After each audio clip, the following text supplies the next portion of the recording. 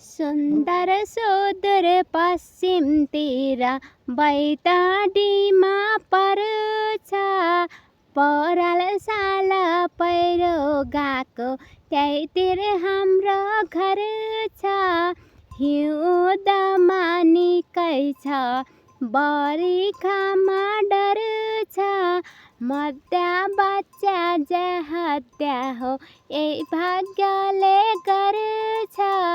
Bajhang Bajura